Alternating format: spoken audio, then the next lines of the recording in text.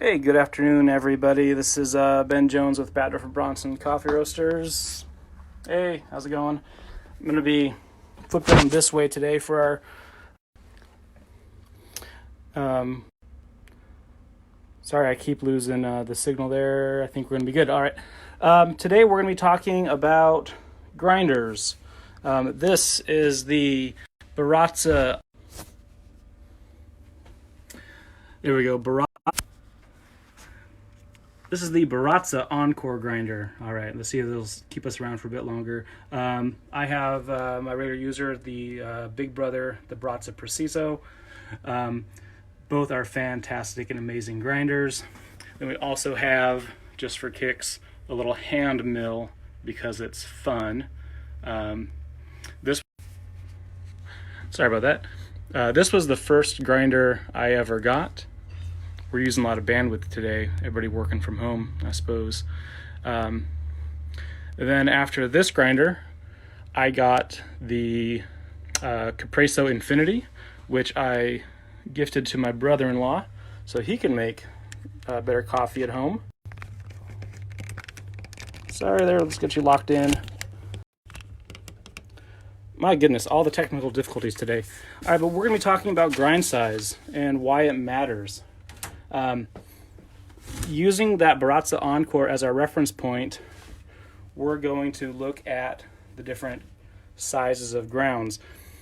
If we shift our Baratza all the way to the finest setting, it's the setting 1, it gives us this very, very fine powder. If we go to the coarsest side, which would be essentially a number 40 or a 39, they're bigger chunks. Over here on the fine size, this fine size is much more like powdered sugar. That's something you would use for espresso, or if you're using an Ibrick to do a Turkish style coffee, we'd want to choose something real fine like this. Coffee that's this coarse, the coarsest it'll go, that's like the very last setting before it does its safety shut off.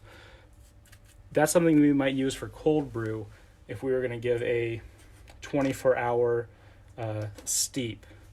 So we have a correlation here. When we're as coarse as it goes, we can steep that for 24 hours. We're going to put little asterisks there because that is also going to be as a cold brew or room temperature water for that. So there's a little asterisk on the 24-hour steep. We would never want to do, as far as I know and from my experience, we would never want to do a 24-hour steep with any coffee.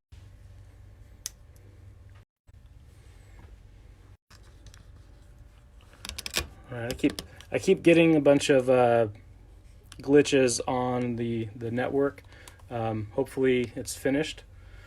We've got a lot of people today working from home, using up our bandwidth. All right, so anyway, finest setting is very powdery. This would be something for espresso. We would only ever want to steep this for less than a minute.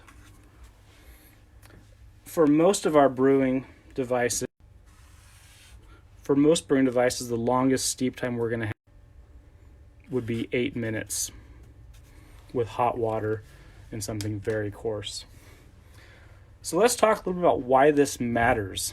We have very fine, super coarse, and everything in between. It's all going to be a spectrum. But let's talk about why we have different grinds. When we look at a mug of coffee, down inside of there, it's mostly water. Inside that water are a variety of flavor compounds, sweet flavors, tart flavors, acids that make it nice and zippy. We're going to get elements that taste of chocolate, maybe some fruity notes. We've got a lot of many different flavor compounds. All right, I'm going to try to disconnect and I'll reconnect. I've been getting a lot of, so hold tight. I'll be right back. Just a moment.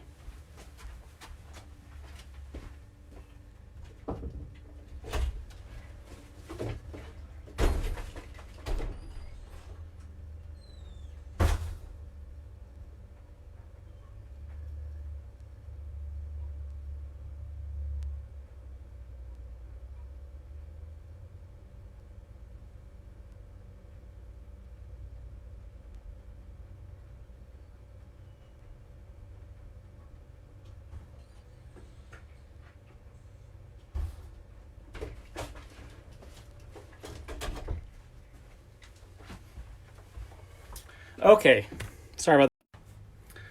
I'm back. We're going to try to get through this again. All right. So we have our cup of coffee full of flavor compounds. Let's look at how we got there.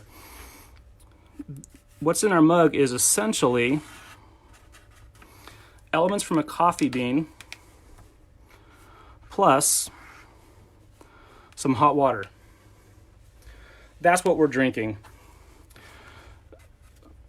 The one thing we're not putting in the water, though, is we're not putting in the actual chunks of the bean. What we're really putting in are the flavor compounds that are inside of that coffee bean. We're going to take all those flavor compounds, dissolve it into our beverage.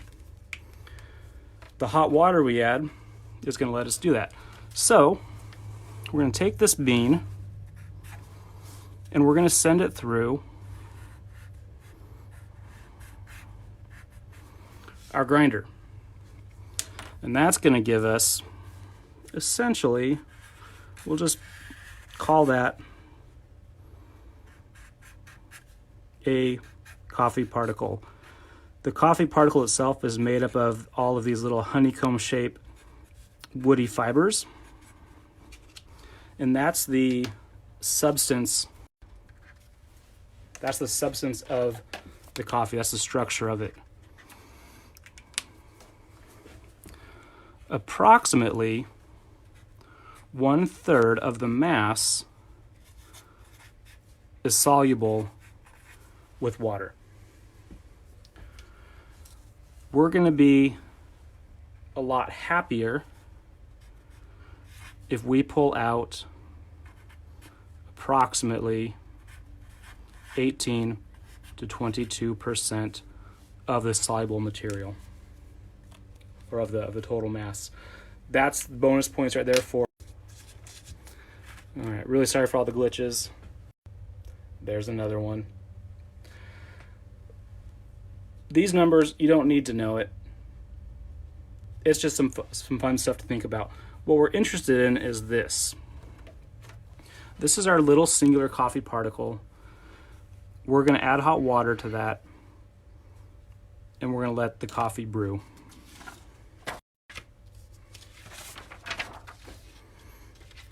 When the water goes into that particle again, water comes down, it hits that, the first thing it's going to do is gases are going to start to escape. Primarily, that's carbon dioxide. It's one of the byproducts of the roasting process. We're going to get carbon dioxide. Bunch of flavor compounds.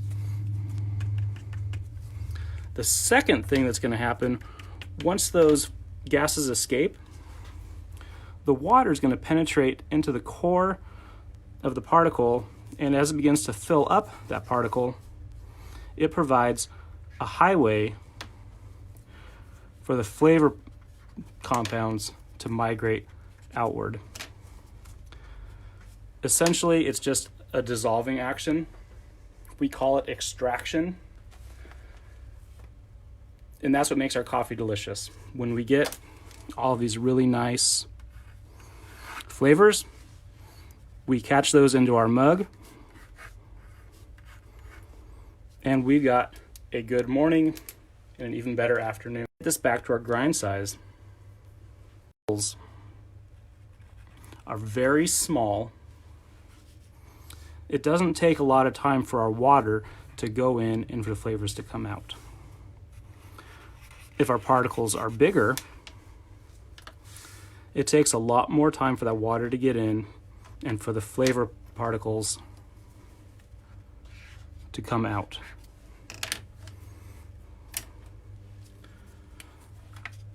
Fine coffee happens very quickly. As we coarsen it up, we need to add more time. The reason we do that is because it's only the first elements of the coffee that taste good. If we let this keep going, there are a lot of other acids and phenols and all kinds of other really crazy things that when these come out, they tend to not taste good in the coffee cup. Key flavor we tend to get, that burnt match flavor. Maybe some rubbing alcohol. Things that aren't very delicious.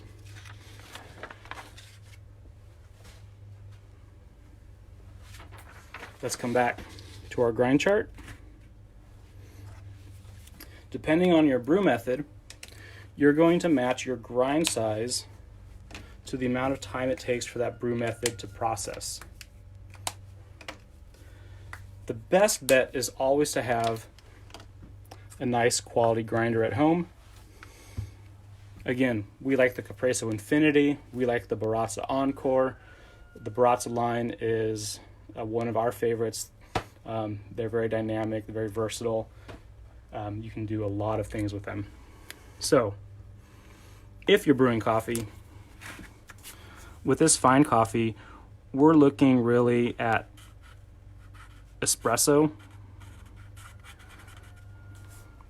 or perhaps, if you've ever used this, the kind of what's called the Turkish coffee or the Ibrik. Those will be very fine, kind of pulverized coffee. As we move up, we'll get into, here's a fun one. This is like a Wimlinger Draw now. This is the stovetop, some people call it the stovetop espresso. We know it as the mocha pot.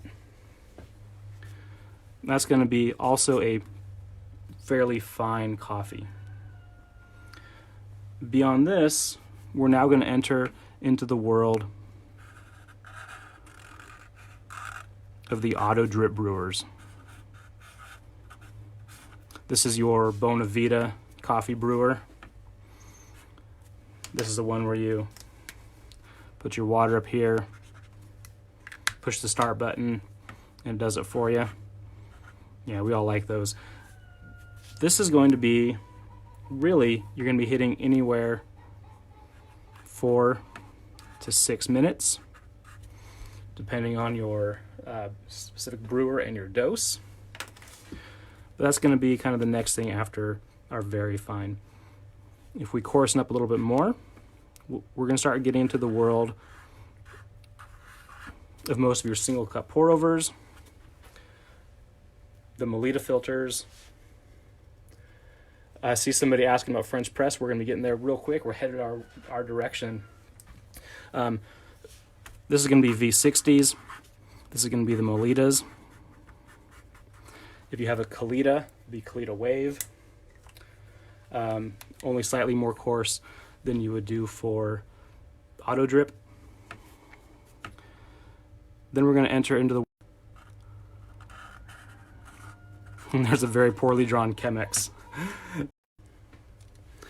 After that, we're going to have a Chemex. Then French press. I'm going to have to get the internet's looked at out here. We're having a tough time.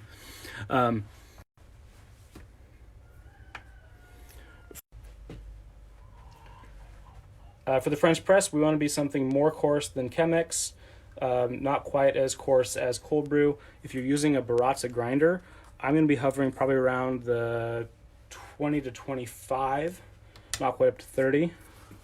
So if you can see, this is a 20.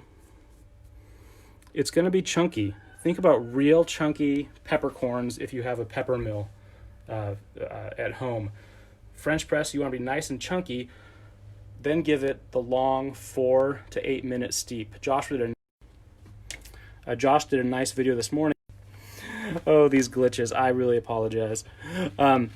Josh's video this morning was all about the French press. It'd be a nice one to go back and look at. One of the reasons we do a very coarse grind for that French press, first of all, pushing the edge of coarseness on drip is a good idea. It also gives us a lot of freedom and flexibility with our steep time. But then also the press screen, the press filter, this one is a mesh screen. Most of the Bodems are going to have that stainless steel mesh. If it's too fine, we're going to clog up our filters. So we go nice and coarse so that our plunge through isn't inhibited by the fines in our coffee. Another reason we like to do that for cold brew, and cold brew, mind you, really is just super coarse coffee with a bunch of water, and just let that set and soak. The low energy of cold water is going to take a lot of time to pull those flavors out. And then we go nice and coarse so that it can drain easily through the filters. And that's really what the grind size is about, is how long does it take for the water to pass through the filter, and is the coffee of the right size to pass through the filter. For anyone who's met me in the coffee world, you know that I really like the AeroPress, and you're probably wondering why I haven't put it on our list. One of the things I love about the AeroPress is you can take finely ground coffee as espresso or like the Ebrick, medium drip coffee, coarse drip coffee as you would for the Chemex, or you can just chop some beans in half, and as long as you give it enough steep time, that AeroPress will work. So here's my shameless plug for the AeroPress.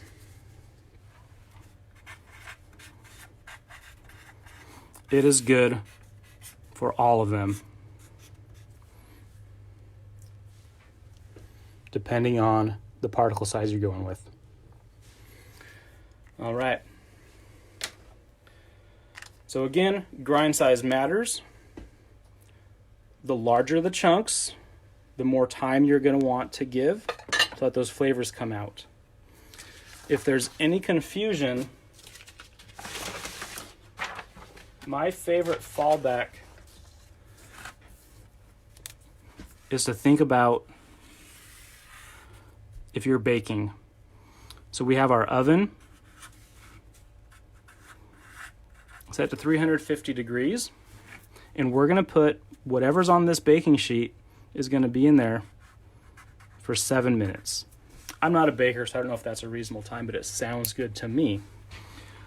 If I have one chunk of dough like this, one chunk of dough like that, another chunk, and another chunk. All of those go in together on the same cookie sheet.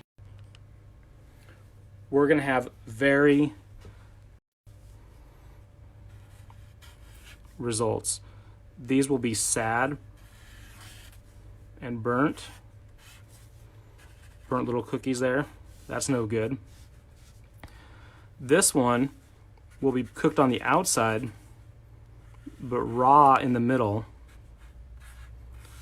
Also not good. This one might be okay because it just happened to fit with the parameters there. So we wouldn't want to mix super coarse with super fine coffee and vice versa. It helps to clarify some of the reasons we use different grind sizes. We have a handful of guides on our website, so feel free to visit batdorfcoffee.com. Take a browse through. If you scroll to the very bottom, we have a section on learning. Also, our blog has some different resources. Also, continue to join us on Facebook and Instagram. I believe if anyone shares this today, if you do a share, we'll be drawing out names at random and giving away a free bag of coffee. So, thanks so much for joining. And this is Ben Jones, Batter from Bronson, signing off. See you next time.